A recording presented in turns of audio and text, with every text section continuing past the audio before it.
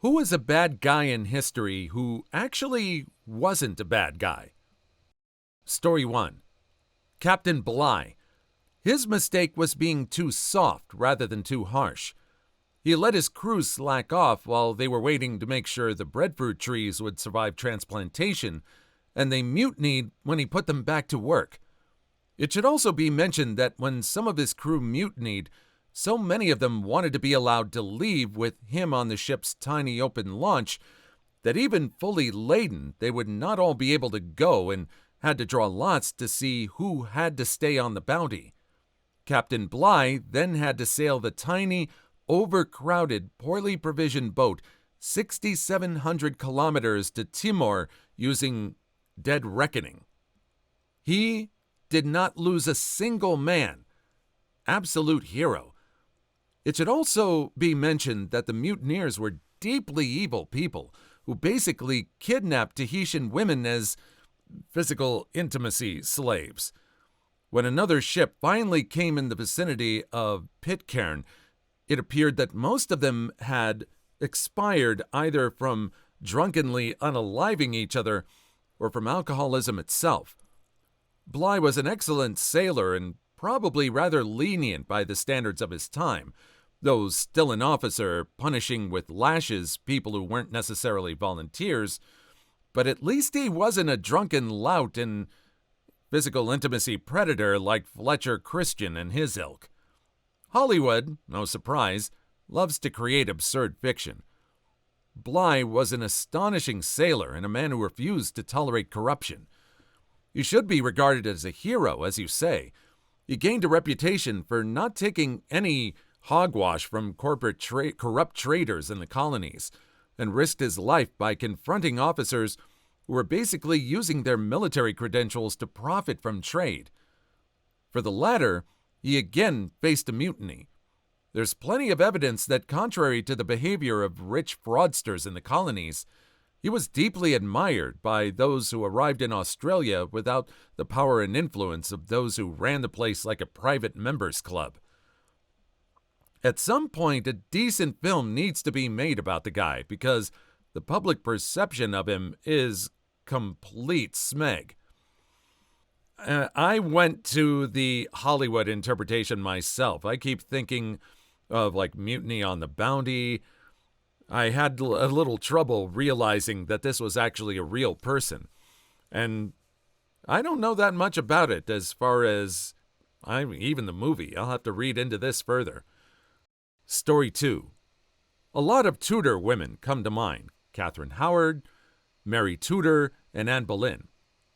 Catherine was intimately abused her entire life only for Thomas Culpeper to use it to blackmail and assault her. Almost every man in her life abused or used her, and she passed away a teenage girl. After her expiration, people made up hogwash about her wanting to be married to a physical violator and blackmailer. She was a child. Mary Tudor was horrifically abused by her own father, torn from her mother, and prevented from seeing her even as she was perishing, and went on to be demonized way more heavily than her father, who was a tyrant. Mary tried her best with what she had. After her father divorced her mother, she lived with the constant threat of assassination or execution. Her own father was willing to unalive her. Anne Boleyn was not a seductress who tried to steal the king. She did not want the king and initially flirted with him to get back at a guy who courted and ditched her.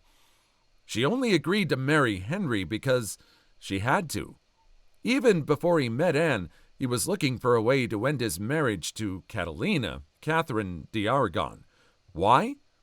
Because the only reason they were Marie, I think that's married, was to preserve an alliance with Spain, and that fell through, and she didn't have a son. None of which was Catalina's fault, nor was Anne's. Anne Boleyn never wore yellow during the time of mourning for Catalina. Anne didn't abuse Mary. Henry did. The only reason why Catherine survived her marriage was because her nephew was the ruler of Spain, Austria, and the Holy Roman Empire. It's also why his other wives came from much weaker families. Catherine Howard and Lady Jane Grey were little girls slaughtered by the aristocracy out of flimsy principle. As my father-in-law once said, the first affair is the hardest. After that, it all gets easier. The nobles knew. Once Anne was in, the next plan was, who can we get in there from our family? Weak, despicable scoundrel Henry. Again, we're going deep into the history here. I thought it was going to be more of a pop culture thing. Maybe we'll see more of those in those stories. But yeah, Anne Boleyn, I forget what the more recent thing. I think it was the Tudors, that web series that really portrayed Anne Boleyn as very much a schemer. Story 4. In Braveheart, William Wallace gets betrayed by Robert the Bruce, which never happened. He was loyal to the end. That movie made me so angry. I grew up on it and loved it for what I assumed was a historically accurate portrayal. Not only is the movie absurdly inaccurate, the real history is arguably more interesting than the movie. There was no need for artistic restructuring. They could have just dramatized the actual events and it would have been a great movie. My favorite detail about Braveheart is the Battle of Stirling Brigade, where William Wallace famously used a bridge to negate the English numerical advantage. Think 300 and the Hot Gates. So, of course, the movie showed the battle on a giant empty field with nary a bridge in sight. It's a toss-up between this and the fact that Braveheart wasn't even Wallace's title that takes the cake for extremely stupid Hollywood biopic inaccuracies. Even as a 12-year-old obsessed with this movie at the time, the bridge thing really irked me. The movie's inaccuracies overall didn't bug me because the movie starts out with a Scottish narrator basically saying, yeah, everyone else is gonna call me a liar, but here's my version of the story. So I saw the movie as basically the biased and mythologized and exaggerated bragging around a campfire version of William Wallace. Breathe. That said, even the tall tale hogwash version of the Battle of Stirling Bridge could have put an actual fracking bridge somewhere in the scene. According to one of the crew, the director said the bridge got in the way, to which a Scot responded that the English thought so too. I think that's very true. That's very interesting that they even called that out in a movie.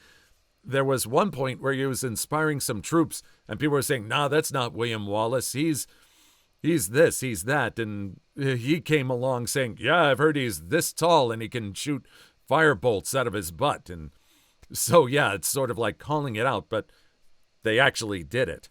Very interesting. Story 5. Captain Hazelwood of the Exxon Valdez. He's often pictured on the helm of the Exxon swaying drunkenly, going full throttle into the reef, talking like a pirate. What actually happened? Valdez's critical navigation equipment was out of commission, faxes sent to Exxon, and Exxon told them to sail instead. Coast Guard budget cuts removed vessel tracking in the area. Green and tired crew was on duty, and a request was made to the relief crew. It was denied. XO, who was on con at the time, was inexperienced on the passage, and neither requested pilotage. While Hazelwood did drink that day, he was not in command of the con at the time and was in his quarters resting. Hazelwood made a comment that he needed a drink because of how upset he was over the situation. Exxon's PR paid off the media to blame Hazelwood. However, Hazelwood was charged with only one charge, which was for pollution. He proved he was not a drunkard and retained his captain's license, even getting offers to sail again, which he turned down. The real villains are mass media, false news, and comedians, but Exxon's PR's spending power to keep the blame off them. Hazelwood passed away last year after the anniversary of the spill. Random fact that Valdez sailed until 2008 under the different name Oriental Nicety. Very interesting read. Between this and the McDonald's coffee lady, I'm noticing a pattern. If you get a chance, check out a podcast called You're Wrong About. Story 6. A dingo really ate her baby.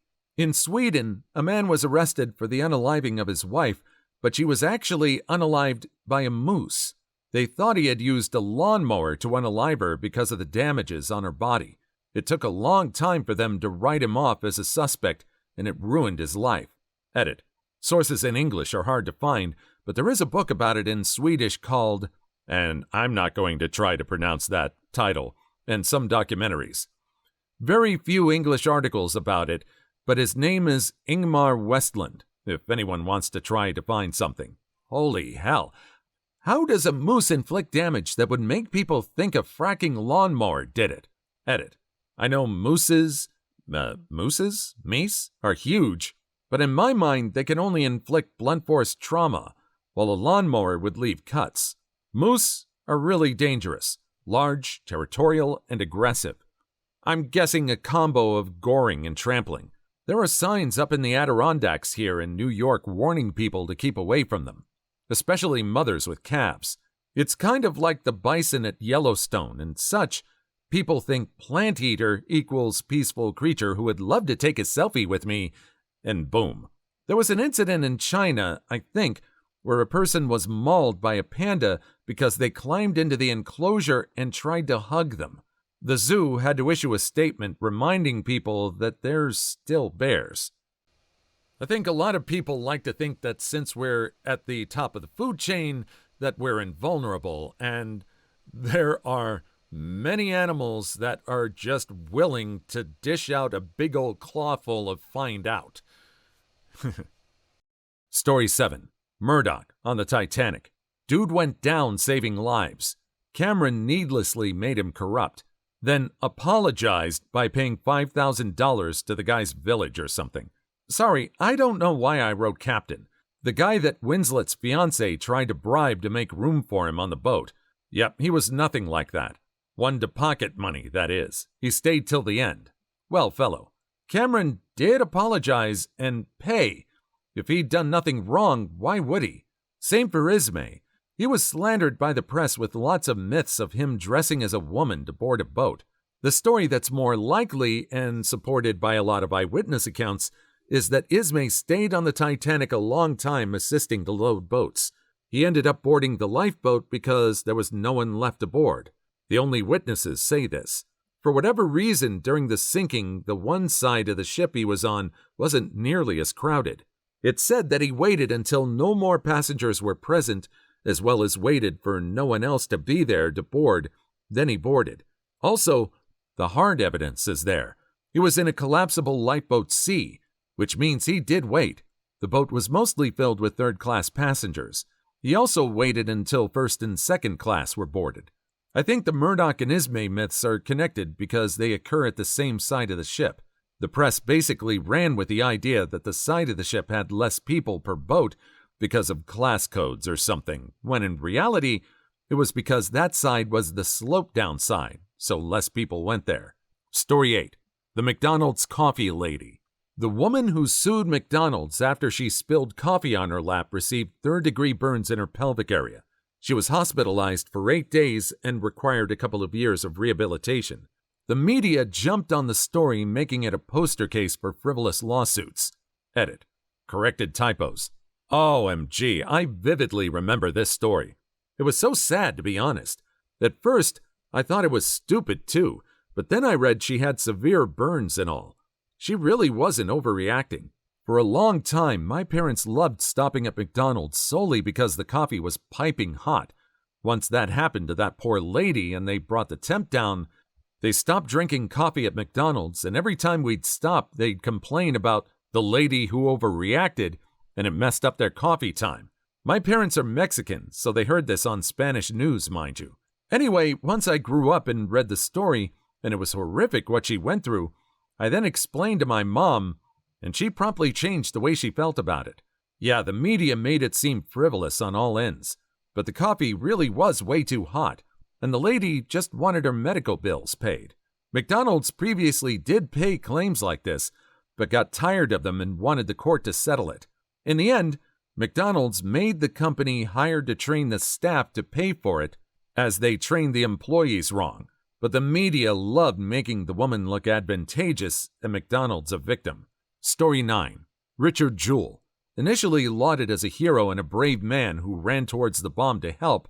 Then the FBI and media turned on him and accused him of doing the bombing himself because he was actually just as fracking outlandishly brave and ran toward the bomb to help people. They took his truck for evidence. He had to go into hiding, made a villain by incompetent. This very website almost did the same to someone after the Boston Marathon bombing. Edit. Sick of individual replies to people who comment before reading the thread. Sunil Tripathi was already missing for a month by the time of the bombing. He was found several days later in a river, having expired by self-unaliving. They have never definitely said whether he was even still alive by the time of the bombing. Yes, he did commit self-unaliving, but saying it was a direct result is speculation. Has this website not hurt his family enough without you people passing off rumors as fact? If this site had been around for Richard Jewell, it would have 100% jumped on the bandwagon of hate. Please like and subscribe if you made it this far. I hope you'll enjoy the rest of the video and have a wonderful day. Story 10. Richard Jewell, security guard at the Atlanta Olympic who was blamed for the bombing. He was mocked for moving in with his mother. He and his mom did an interview on Oprah sometime later. They said it was because his mom was sick and he was taking care of her. It's really not that uncommon for middle-aged people to move in with aging parents. By the way, his mom is still alive last I checked. She's still friends with his lawyer and their children. She's apparently a very nice woman. Oh man, my family still thinks I'm a failure because I was my mom's caregiver for her final years. They never called and never visited because you seem to have things under control. After 5 years of emphysema, she took a turn for the worse and developed lung cancer, from which she passed a few months post-diagnosis. Then it was my fault because I didn't catch it sooner. A year later, and I no longer know my own purpose because being a caretaker was who I was as a person, and they see me as a failure, even though they didn't visit or call her on her deathbed. But it's my fault they didn't do that. Curse people. Story 11. This one is so awful. Her baby was brutally unalived and eaten. Imagine knowing that about your child. Then she was accused of unaliving. And finally, the entire world made a joke out of it. Even Elaine on Seinfeld. These poor people suffered through their lives so damn hard because people thought the unaliving of their baby was funny. I can't even imagine their heartache. She wasn't just accused of unaliving. She was arrested, convicted, sentenced to life in prison. She served over 3 years in prison. The parents went on to have another baby, and Mrs. Chamberlain had to give birth in prison. And a big part of why she was convicted was because she was so stoic in the face of this tragedy, i.e., she wasn't acting the way a distraught mother was supposed to act. Therefore, guilty. Yeah, I listened to a psychology podcast, Psychology in Seattle, and the therapist has said the same exact thing. The mother didn't cry much or did not appear to be in much distress. It was so awful and so unfair.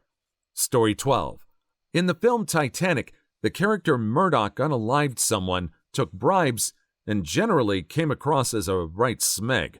He was a real-life person who was actually a hero and saved many lives.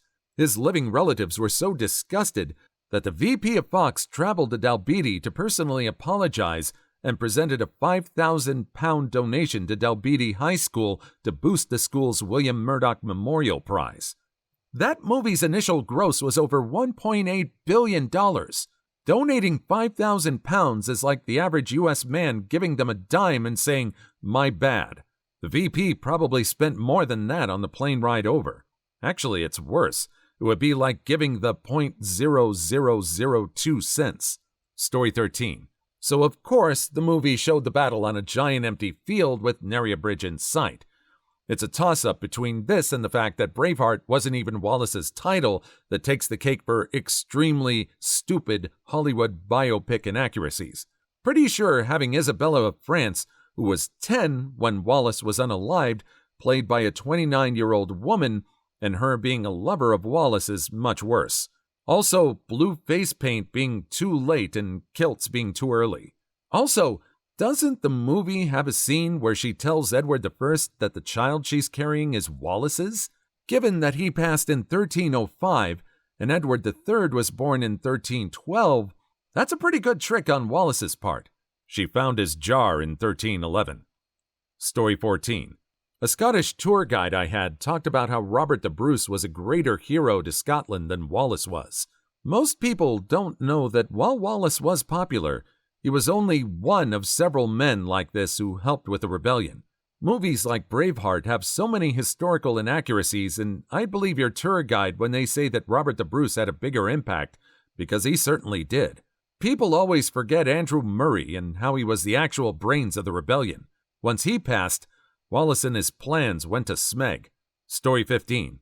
Didn't they finally find baby clothes in a cave or something? Yep, they found her baby clothes in a nearby dingo area. Didn't the Aboriginal people also confirm that dingoes did indeed unalive children?